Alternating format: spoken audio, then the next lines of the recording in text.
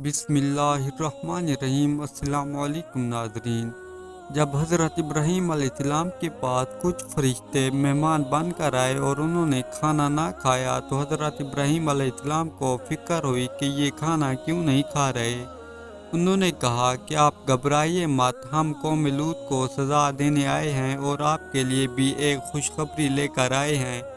یہ سن کر حضرت ابراہیم علیہ السلام مسکرائے اور پوچھا کہ یہ کیسی خوشخبری ہے۔ فرشتوں نے کہا کہ حضرت سارہ سے بھی آپ کو اولاد ہونے والی ہے۔ یہ بات سن کر حضرت ابراہیم علیہ السلام حیرت میں پڑ گئے اور سوچا کہ میری عمر 100 برس اور سارہ کی عمر 80 برس ہو چکی ہے، بھلا اس بڑی عمر میں کوئی کس طرح اولاد کی امید رکھ سکتا ہے؟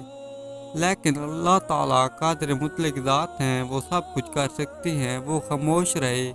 حضرت سارہ فرشتوں کی بات سن کر ہنس پڑی اور کہنے لگی کہ میں بوڑھی ہو چکی ہوں اور ابراہیم علیہ السلام بھی بوڑھے ہیں، اس عمر میں کس طرح اولاد ہو سکتی ہے؟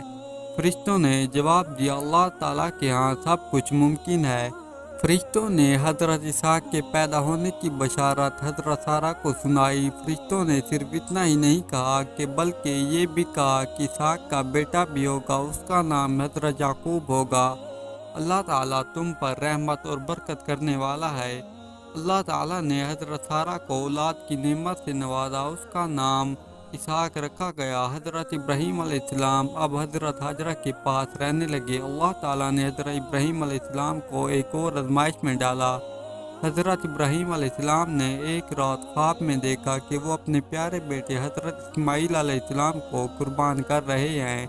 حضرت ابراہیم علیہ السلام کو 3 راتیں ایسے ہی خواب نظر آئے۔ انبیاء علیہ السلام کے خواب صرف خواب نہیں ہوتے، وحی کا حصہ ہوتے ہیں۔ حضرت ابراہیم علیہ السلام سمجھ گئے کہ حضرت اسماعیل علیہ السلام کو قربان کرنے کا مطالبہ کیا جا رہا ہے۔ حضرت ابراہیم علیہ السلام نے اپنا سر جھکا لیا۔ آپ علیہ السلام نے اپنے بیٹے سے کہا، اے میرے بیٹے، میں نے خواب میں تجھے ذبح کرتے ہوئے دیکھا۔ یہ اس بات کا اشارہ ہے کہ اللہ تعالیٰ تمہاری قربانی چاہتا ہے۔ اس بارے میں تمہارا کیا خیال ہے؟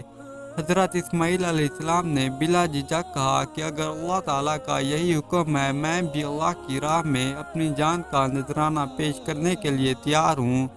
آپ مجھے صبر کرنے والوں میں سے پائیں گے۔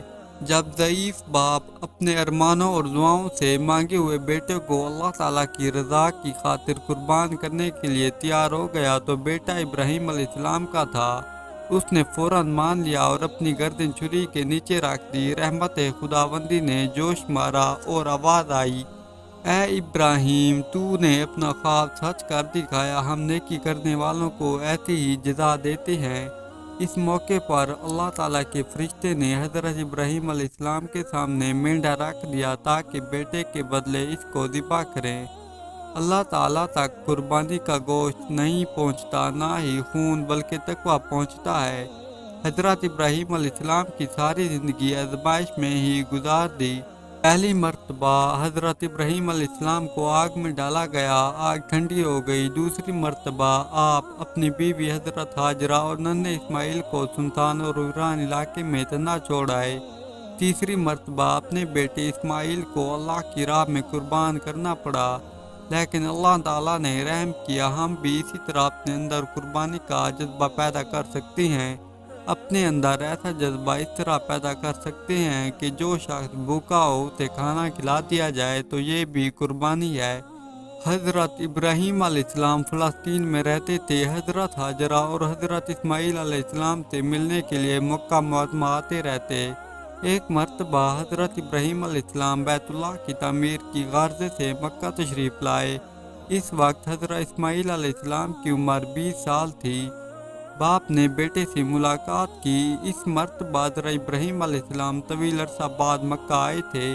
حضرت اسماعیل علیہ السلام باپ کو دیکھ کر پھولے نہ سمائے، خوشی خوشی گلے ملے۔ حضرت ابراہیم علیہ السلام نے بیٹے سے فرمایا، بے شک تیرے رب نے مجھے اس کے گھر یعنی بیت اللہ کی تعمیر کا حکم دیا ہے۔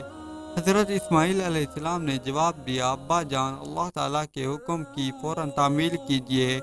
باپ نے فرمایا، رب کائنات نے اس عظیم کام میں تجھے میری مدد کرنے کا حکم دیا ہے۔ حضرت اسماعیل علیہ السلام نے عرض کیا میں حاضر ہوں، آپ کار گزریے۔ چنانچہ کعبے کی تعمیر کے لیے دونوں کمر بستہ ہو گئے۔ روایت کے مطابق کعبہ کی تیاری کا کام شروع ہو گیا۔ حضرت جبرائیل علیہ السلام نے رہنمائی کی کہ کعبہ کی بنیاد کس جگہ رکھی جائے اور اس کے لیے کتنی جگہ گھیری جائے اور کس طرح تعمیر کی جائے۔ حضرت جبرائیل علیہ السلام کے بتانے پر باپ اور بیٹے نے کھدائی شروع کی۔ حضرت اسماعیل علیہ السلام ایک مزدور کے بھیس میں کام کرتے رہے اور حضرت اسماعیل علیہ السلام پتھر لا کر رکھتے تھے۔ حضرت ابراہیم علیہ السلام پتھر پر پتھر رکھ کر دیوار بلند کرتے۔ پتھر بہت وزنی تھے، اللہ تعالیٰ نے انہیں قوت عطا کی تھی۔ روایت کے مطابق بنیادوں میں کوہ ہرا کے پتھر استعمال ہوئے۔ جب دیوار اتنی بلند ہو گئی کہ اونچائی پر پتھر رکھنا دشوار ہو گیا تو حضرت ابراہیم علیہ السلام نے اپنے فرزند سے کہا کہ کوئی ایسا پتھر تلاش کرو جس پر کھڑے ہو کر دیوار بلند کی جا سکے۔ حضرت اسماعیل علیہ السلام ایسا پتھر تلاش کر کے لائے اور اس پتھر پر کھڑے ہو گئے اور بعد میں دیوار کو بلند کیا گیا۔ اسی مقام کو ابراہیم علیہ السلام کے نام سے یاد کیا جاتا ہے۔ اس سخت پتھر پر پاؤں کے نشان بن گئے۔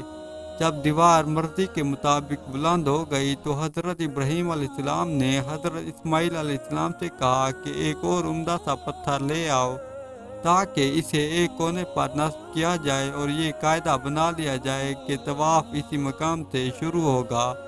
حضرت اسماعیل علیہ السلام کو ایک ایسا پتھر مل گیا جس سے روشنی نکل رہی تھی۔ حضرت اسماعیل علیہ السلام روشنی دیکھ کر حیرت زدہ ہو گئے۔ حضرت اسماعیل علیہ السلام نے پوچھا کہ ابا جان یہ کون سا پتھر ہے؟ حضرت ابراہیم علیہ السلام نے جواب دیا کہ یہ وہ پتھر ہے جسے جبرائیل علیہ السلام جنت سے لائے ہیں۔ اس پتھر کو ایک کونے پر نصب کر دیا گیا۔ طواف کا چکر اسی مقام سے شروع ہوتا ہے۔